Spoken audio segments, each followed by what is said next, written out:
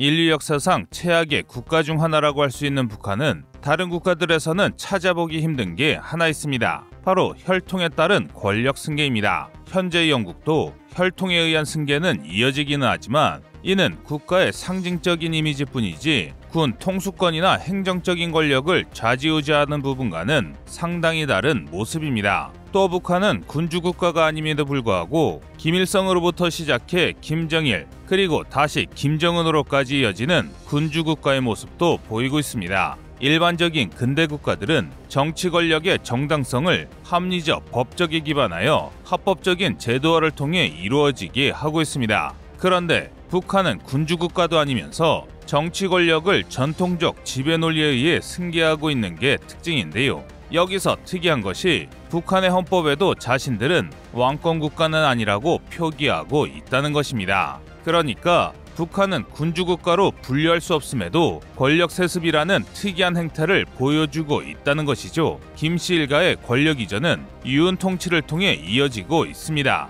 유훈의 사전적 의미는 세상을 떠난 사람이 생전에 남긴 훈계나 교훈을 뜻하는데요. 북한에서는 과거 김일성이 사망한 이후 김정일이 그러했고 김정일이 사망한 이후에는 일정 기간 동안 아버지를 따라 김정은이 유훈 통치를 하였습니다. 이는 권력 세습의 정당성을 확보하기 위해 지도자론이라는 교리를 통해 체계화하고 있기 때문인데요. 여기에는 대표적으로 과도기론, 계속혁명론, 혁명 전통계승론, 후계자론 등이 있습니다. 사실 정치 권력을 세습하는 것은 승계 과정의 위험과 딜레마가 함께 존재하기 마련입니다. 이게 무슨 말이냐면 일반적으로 독재자가 강력한 후계자를 키우면 권력을 찬탈당할 수 있고 반대로 독자적 권력을 이양할 후계자가 없으면 다른 경쟁 세력들로 인해 권력 투쟁이 야기될 가능성이 있다는 것인데요. 이를 방증하듯 과거 김정일은 후계자 문제에 대한 거론을 금지할 정도로 고심활한 모습이 여러 매체에 보이기도 했습니다. 뇌경색이 발발한 2008년 이후 그의 매제인 장성택이 김정일을 대신해 전반적인 것을 관리한 것을 보면 자신의 권력 누수를 염려한 것으로 풀이되는데요. 하지만 김정일의 건강 악화는 바로 후계 체계 구축 문제로 정치의 핵심으로 떠올랐고 이후 김정은을 필두로 한 새로운 권력 집단이 형성되면서 김씨 일가 권력의 3대 세습이 이어지고 있습니다. 처음 김정일의 후계자로 거론되는 세 아들이 있었습니다. 그중 장남이 김정남입니다. 김정남은 김정일과 배우 출신인 성혜린과의 사이에서 태어났지만 불륜의 소산이라는 태생적인 한계가 있었습니다. 바로 성혜림이 유부녀였기 때문인데요. 즉 김정일이 성혜림의 미모에 반해 유부녀인 성혜림을 만났고 이렇게 태어난 게 김정남입니다. 북한의 지도부의 입장에서 봤을 때 김정남은 결격 사유가 있는 지도자 후보였습니다. 이 때문에 김정남은 일찌감치 후계 구도에서 밀려났고 둘째 부인인 고영희의 아들에서 김정일의 후계 구도가 결정짓게 된 것입니다. 김정은은 1984년생, 김정철은 1981년생으로 같은 어머니를 둔 동복의 형제인데요. 그런데 김정일의 둘째인 김정철의 성격은 지도자로서 맞지 않았습니다. 과거 김정일의 요리사로 13년간 일한 일본인 후지모토 켄지에 따르면 김정철은 여성적인 성격과 리더십이 부족한 반면 김정은은 강인하고 치밀한 성격의 소유자라고 언급했습니다. 이처럼 북한은 내부적으로 정치 권력의 후계자가 정해진 다음 제도적 장치를 완비하기 위하여 헌법 개정에 착수하게 됩니다. 과거 김정일 공식체제 출범을 하면서 개정된 헌법은 형식상으로 국가 권력 분점의 성격을 띠고 있었는데요. 1972년 김일성이 헌법 개정을 통해 주석제를 신설하면서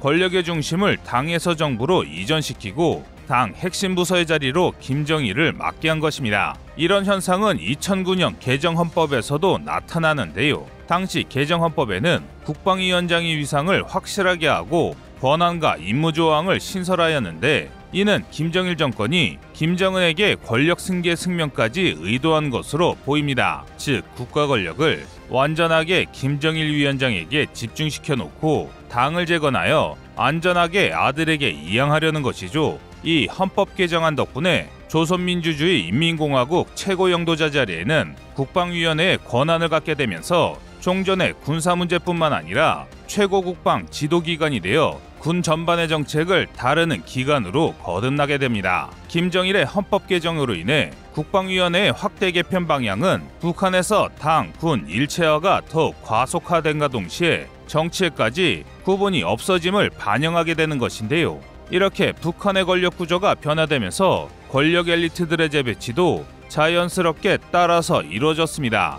2009년부터 2010년 당 대표자 회의를 통해 3번에 걸쳐 권력 엘리트의 배치가 있었는데 여기에서 가장 중점을 둔 것이 바로 후계자를 지지할 기반을 마련하는 것이었습니다. 이 대목에서 북한이 굉장히 중요하게 여기는 게 있는데 그것은 선군혁명 전통의 계승이라는 것입니다. 선군 정치는 군대를 주체사회의 혁명의 원동력으로 규정하고 군대를 통해 사회주의 사회에 닥친 문제를 해결하겠다는 의지가 반영된 정치 사상입니다. 여기에는 군민일치, 관병일치, 군정배합을 체현하는 당, 군대와 인민 같은 새로운 형태의 개념이 등장하는데 쉽게 말해 군이 모든 지휘권의 최상단지 배층에 위치한다는 뜻입니다. 또 선군혁명 전통을 통해 후계 문제에서도 정통성을 찾으려는 측면도 있었는데요. 김정일은 김정은에게 인민군 대장을 부여하고 당대표자 회의에서 당중앙 군사위원회 부위원장으로 임명하면서 2010년 중국과의 국제외교 자리에도 참석을 시켰습니다. 이는 김정일이 제3차 당대표자회가 개최되기 전에 김정은에게 대장 칭호를 부여한 것만으로도 김정은을 자신의 후계자로 정식화시키려는 모습을 엿볼 수 있습니다. 이와 함께 제3차 당대표자회에서 주목을 받은 인물이 있는데 바로 리영호였습니다. 리영호는 이전까지는 이렇다 할 행보를 보인 적 없는 인물이었습니다. 그런데 2009년 이후 갑자기 북한 지휘부의 핵심 인물로 부각됐는데요. 리영호는 북한의 군인 겸 정치인으로서 북한 강원도 통천군에서 1942년 출생했습니다. 북한의 군부 인사 중에서도 대남강경 정책을 지속적으로 밀던 매파로 연평도 포격 사태 등의 대남 도발 사건에도 개입한 것으로 알려져 있는데요. 2009년 평양방위 사령관에서 총참모장에 오른 지 1년밖에 되지 않았음에도 불구하고 차수로 승진하면서 정치국 상무위원과 당중앙군사위원회 부위원장으로 선출되었습니다. 북한의 차수라는 계급은 원수보다는 아랫 계급인데요. 대한민국으로 비유하자면 대장급 계급으로 군의 합동참모의장과 같은 직급입니다. 즉 북한 군부 인사로는 당 최고위직에 오른 것이죠. 리영호는 김정일이 김정은의 후견인 자리를 맡겼다고 밖에 볼 수 없는 인사입니다. 이 3차 당대표자회를 통해 북한 군부의 실권은 리영호 총참모장과 김정각 총정치국 제1부국장으로 전이됐습니다. 그리고 우리에게 잘 알려져 있는 김정은의 고모부인 장성택도 김정은의 후계 구도의 핵심 인물로 평가받게 됐습니다. 장성택은 군부의 모든 측면에서 후견인 역할을 한 것으로 알려졌는데요. 그런데 아이러니한 것이 김정은의 후견인으로 지목됐던 리영호와 장성택은 김정은이 정권을 확실하게 잡은 2012년 이후 숙청됐습니다. 여러 가설들이 있지만 김정은이 정권을 잡은 이후 자신에게 반기를 든 친중 세력을 지우려 했다는 것이 전문가들의 의견입니다. 그런데 김정은에게는 아직 풀지 못한 숙제가 남아 있었습니다. 당대표 회자를 통해 당중앙군사위원회 부위원장에 임명되면서 김정일의 후계자로 공식화되었지만 그를 확실하게 인민대중에게 각인시키는 것이 부족했습니다.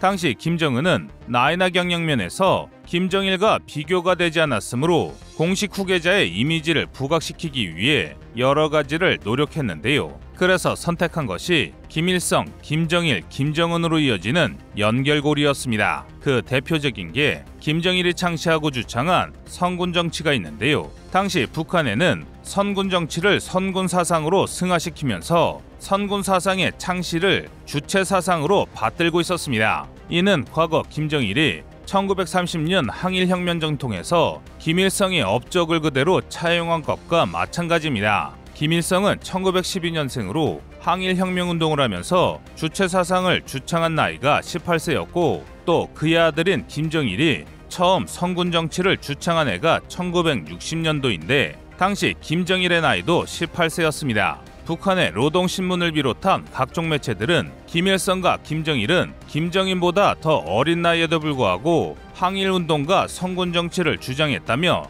나이 어린 청년 김정은을 수령화하는 데 합류하였습니다. 그리고 김정은을 젊은 시절의 김일성을 연상케 하기 위해 외모부터 행동 하나하나를 동일화하는 연출을 하기 시작했는데요. 쉽게 말해 북한의 후계 구도 과정이진 만큼 김정은의 우상화가 시작된 것입니다. 그 우상화의 대표적인 하나가 청년동맹입니다. 북한의 청년동맹이란 조직은 만 14세부터 30세에 이르는 청년, 학생, 군인, 직장인으로 구성된 조직인데 그 숫자가 어마어마합니다. 숫자만 보면 북한의 당원보다 훨씬 많은 거대 조직인데요. 김정일은 이 청년동맹의 청년대장으로 김정은을 임명하면서 인민대중에게 새로운 지도자인 김정은을 각인시키는 작업을 진행합니다. 그리고 혈통계승의 정당화도 함께 진행하는데요. 북한은 김씨 일가에만 전해지는 백두혈통이라는 것이 있습니다. 이는 누구도 가질 수 없는 정통성을 의미합니다.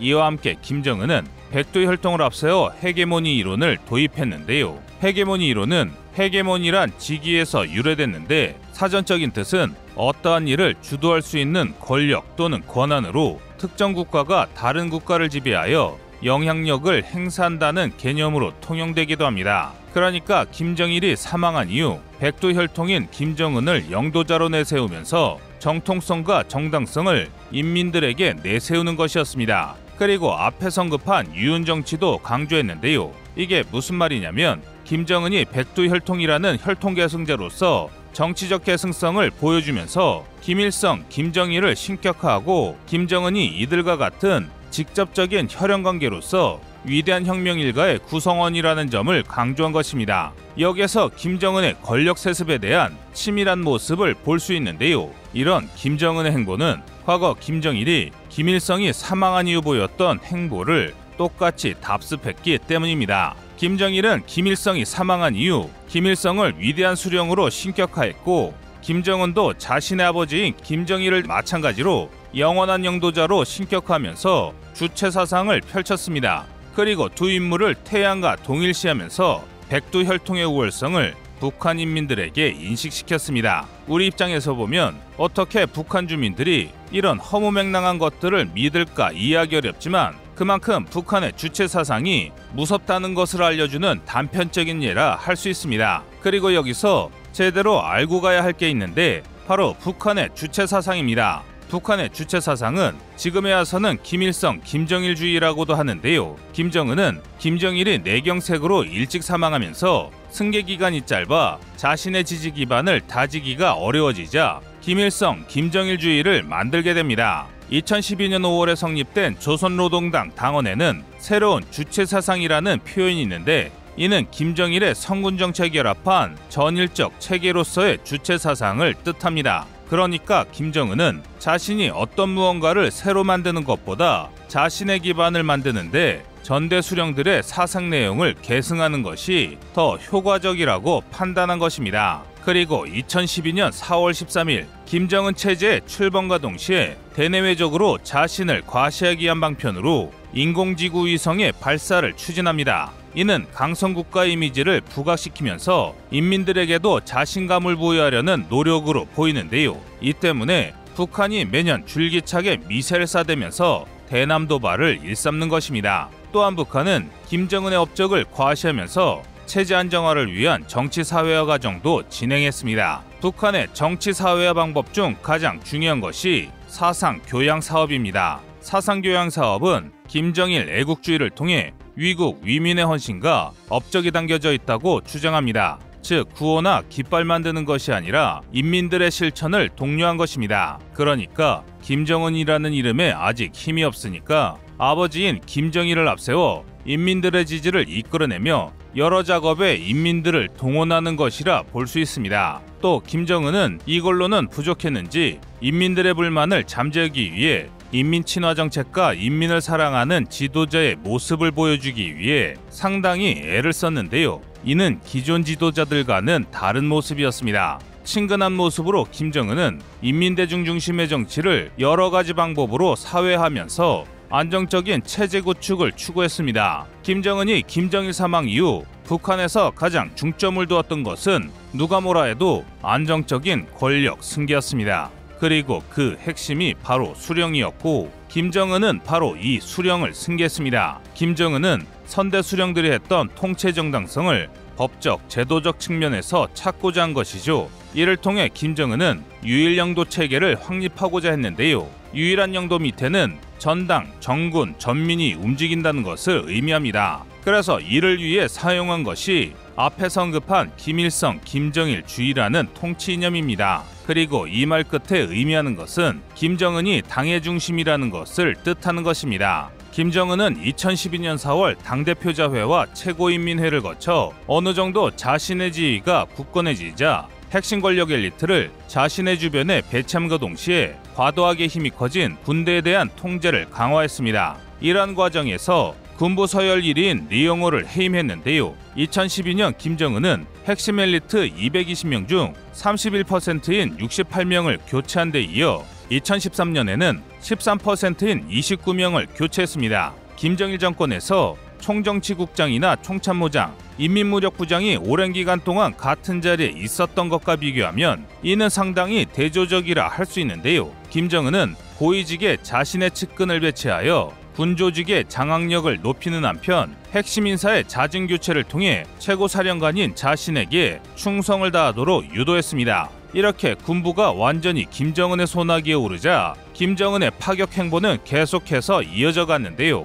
바로 자신을 북한의 최고 영도자로 오르게 한 1등 공신이며 고무부인 장성택을 제거했기 때문입니다. 김정은은 장성택의 세력이 커지는 것을 결코 좌시할 수 없었고 특히 북한 내 장성택의 종파 행위를 유일영도 체계를 꿈꾸는 김정은으로서는 이런 모습이 반역이나 마찬가지였습니다. 2014년 2월 마이크 풀린 미 국방정보국장이 밝힌 인터뷰에 따르면 김정은이 장성택을 처형한 것은 아버지 세대에 남아있는 가장 영향력 있는 인사를 제거함으로써 계파 조직과 자신에 대한 도전을 절대로 용납하지 않겠다는 메시지를 군부와 인민들에게 강하게 던진 것이라고 분석했습니다. 또 김정은은 이와는 반대의 모습도 보여줬는데요. 김정은은 매우 인민 친화적인 모습도 보여주기도 했습니다. 김정은은 인민 속으로라는 정책을 토대로 이미지화하여 개방적인 행동과 친화력을 보여주며 인민의 지지를 끌어내는 전략과 함께 자신의 권위에 도전하는 사람은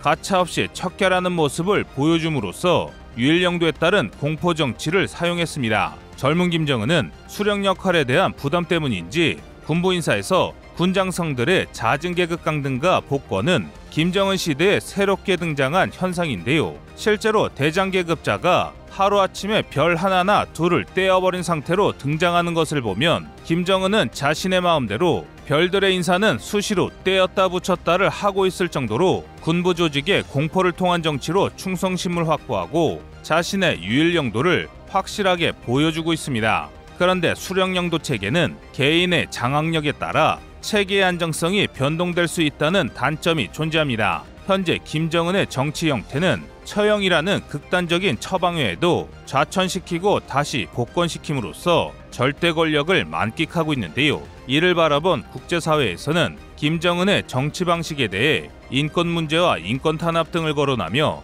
폭압 정치라고 비난하고 있습니다. 과연 이 폭군의 정치 행보는 어디까지 이어질까요?